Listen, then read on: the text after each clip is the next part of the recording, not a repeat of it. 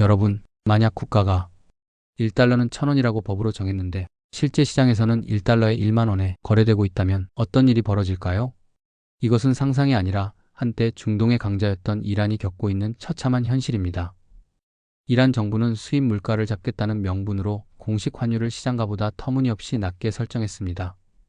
하지만 경제의 원리는 냉혹합니다. 정부가 가격을 통제하려 할수록 시장은 비명을 지르기 시작하죠. 가장 먼저 나타난 현상은 부패의 일상화였습니다. 정부로부터 낮은 환율로 달러를 배분받을 수 있는 권력층은 앉아서 돈을 폭사하기 시작했습니다. 그들은 싼 값의 달러를 받아 수입품을 들여오는 대신 그 달러를 암시장에 내다 팔아 수천 %의 차익을 남겼습니다. 이 과정에서 정작 필요한 의약품과 식료품을 수입해야 할 기업들은 달러를 구하지 못해 파산했습니다. 시중에는 물건이 귀해지고 사람들은 오늘 사지 않으면 내일은 2배가 될 것이라는 공포에 휩싸였습니다. 이것이 바로 경제학에서 말하는 지대 추구 행위의 극단적인 결말입니다. 생산적인 활동 대신 시스템의 허점을 이용해 부를 쌓는 이들이 늘어날 때 국가는 안에서부터 썩어갑니다.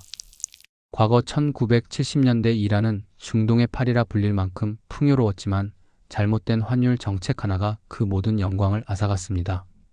단순히 물가가 올랐다는 말로는 그 고통을 설명하기 부족합니다. 구체적인 수치로 그 파괴력을 확인해 보겠습니다. 이란의 리아라 가치는 지난 몇 년간 공식 환율과 암시장 환율 사이에서 수십 배의 격차를 보였습니다. 여러분이 1억 원의 예금을 은행에 넣어두었다고 가정해 봅시다. 인플레이션율이 연 50%를 기록하면 어떤 일이 벌어질까요? 1년 뒤 여러분의 돈은 명목상으론 1억 원이지만 실제로 살 수 있는 물건의 양은 6,600만 원어치로 줄어듭니다. 2년 뒤에는 4,400만 원, 5년 뒤에는 고작 1,300만 원의 가치밖에 남지 않습니다. 이것은 저축을 하는 성실한 시민들에 대한 국가적 약탈입니다.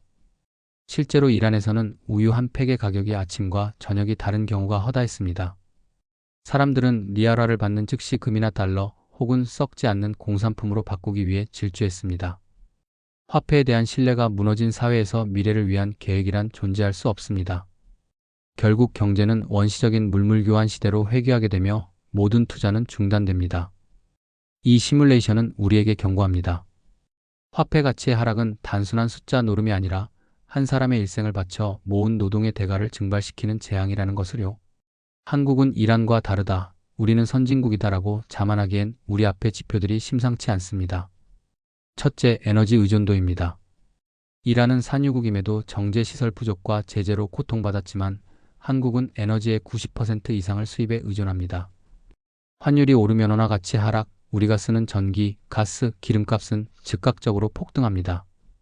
이것은 선택의 문제가 아닌 생존의 문제입니다. 둘째, 급격한 인구 구조의 변화입니다. 화폐의 가치는 그 나라의 미래 생산성에 기반합니다. 생산 가능 인구가 급감하는 한국에서 원화에 대한 국제적 신뢰가 언제까지 유지될 수 있을까요? 글로벌 투자자들은 냉정합니다. 이 나라는 20년 뒤에 세금을 낼 사람이 없겠구나라고 판단하는 순간 자본은 썰물처럼 빠져나갑니다. 셋째, 가계부채의 늪입니다. 이란은 정부 부채가 문제였다면 한국은 국민 개개인이 빚의 무게에 눌려 있습니다. 환율 방어를 위해 금리를 올리면 가계가 무너지고 가계를 살리려 금리를 낮추면 환율이 폭등하여 물가가 가계의 목을 조릅니다. 우리는 지금 외통수에 걸려 있는지도 모릅니다. 정부의 환율 개입은 이란의 사례처럼 일시적인 진통제일 뿐 근본적인 해결책이 될 수 없습니다.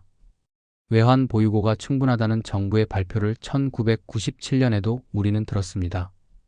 하지만 시장의 심리가 무너지는 것은 한순간입니다. 지금 우리에게 필요한 것은 막연한 낙관론이 아니라 가장 최악의 시나리오에 대비하는 냉철한 현실 인식입니다.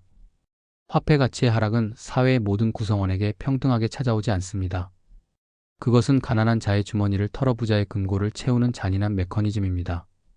이를 칸틸롱 효과라고 합니다. 새로 발행되거나 가치가 변하는 화폐에 먼저 접근할 수 있는 자들이 불을 독점하는 현상이죠. 이란에서 정부의 저가 달러를 배분받은 권력층은 그 돈으로 부동산과 사치품을 사들였습니다. 반면 월급을 받아 생활하는 평범한 노동자들은 자고 나면 오르는 빵값에 좌절하며 빈곤층으로 전락했습니다. 한국에서도 비슷한 현상이 이미 시작되었습니다. 실물 자산인 부동산을 가진 이들과 현금 예금만을 가진 이들의 격차는 회복 불가능한 수준으로 벌어지고 있습니다. 인플레이션은 가장 교묘하고 강력한 세금입니다. 정부가 직접 세금을 걷지 않아도 화폐 가치를 떨어뜨림으로써 국민의 구매력을 빼앗아 가는 것이죠. 이 과정에서 중산층은 해체됩니다. 열심히 일하고 저축하면 잘 살 수 있다는 믿음이 사라진 자리에 한탕주의와 도박이 자리 잡습니다. 사회의 허리가 끊어지면 국가는 극단적인 갈등의 소용돌이에 휘말리게 됩니다. 이란의 역사적 사례는 우리에게 말해줍니다. 경제적 불평등의 심화는 결국 정치적 불안정과 사회적 붕괴로 이어진다는 것을요. 그렇다면 우리는 이 거대한 파도 앞에서 어떻게 살아남아야 할까요? 국가가 나를 지켜줄 것이라는 환상에서 먼저 벗어나야 합니다. 첫 번째 원칙은 자산의 국제화입니다. 대한민국 영토 안에서만 통용되는 자산의 모든 것을 걸지 마십시오. 달러 USD 기반의 자산, 즉 미국 주식이나 달러 예금은 원화 가치 하락에 대한 가장 강력한 보험입니다. 두 번째는 실물 자산의 보유입니다. 금이나 비트코인처럼 정부가 마음대로 찍어낼 수 없는 희소성을 가진 자산에 주목해야 합니다. 이란의 부자들은 리알화가 폭락할 때 금과 비트코인으로 자산을 옮겨 부를 보존하고 오히려 더 큰 기회를 잡았습니다. 세 번째는 부채의 관리입니다. 고금리 시대의 변동금리 부채는 당신의 영혼을 갉아먹는 기생충과 같습니다. 마지막으로 가장 중요한 것은 자기 자신의 가치를 높이는 것입니다. 어떤 경제 위기 속에서도 시장이 필요로 하는 기술과 능력을 갖춘 사람은 굶지 않습니다. 여러분의 지식과 기술은 정부가 압류할 수도 인플레이션이 녹여버릴 수도 없는 유일한 자산입니다. 이란의 사례는 단순한 남의 나라 이야기가 아닙니다. 그것은 준비되지 않은 자들에게 닥칠 미래의 예고편일 수 있습니다.